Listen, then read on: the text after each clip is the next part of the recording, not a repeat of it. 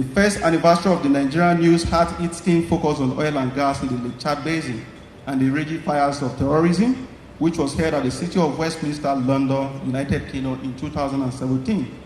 Based on the resourcefulness of the brilliantly researched papers presented by seasoned academics and experts in various fields, the federal government led by President Muhammadu Buhari sieved from its rich content to develop policy documents that are in use for nation building today.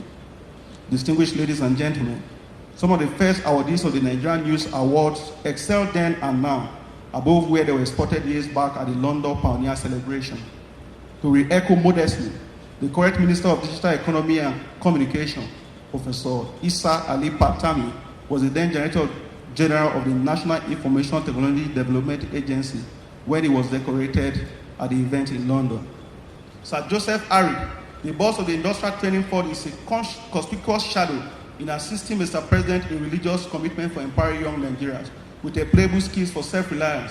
Sir Ari, the devout Catholic and a knight, is our technological innovation icon of the year for adding value to the society through uncompromised policies which have repositioned the ITF as an agency for industrialization and empowerment.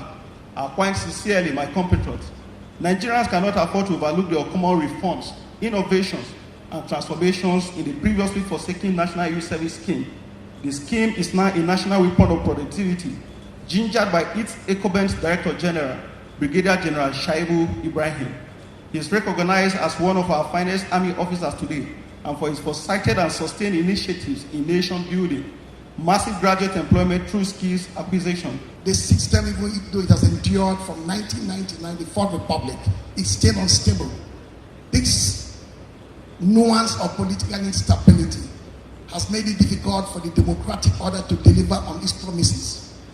That is why, that in spite of some commanding achievements recorded in the past 2 decades plus, you still find poverty in the land, unemployment, inflationary trends, both macro and microeconomic deficiencies, low capacity utilization, human index that is not really growing, lack of sustainable means of livelihood. They're all there.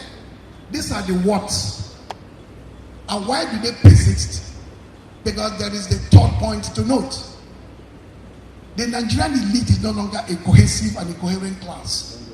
On assumption of office, the 6 chief of staff for Kogi states were all of the Igala extraction, because all governors before me were Igalas. On the day I was sworn in, I did the very opposite. I chose an Igala man as my chief of staff, and a Christian at that. Today he is my deputy governor.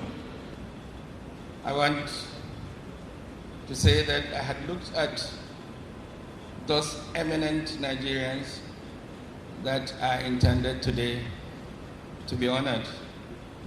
I looked at most of the faces there. There are people, one after another, that for their sake, even if it is one of them, we can make up time to be here. They are very important people. I want to say this because in Nasarawa State alone, I have seen about 4 of them listed to be honored today, beginning from His Excellency the Governor of the state. I have seen Brigadier General Ibrahim Shoaib. I've also seen Dr. Faisal Shoaib, and also the young man who is heading the Civil Defense Corps.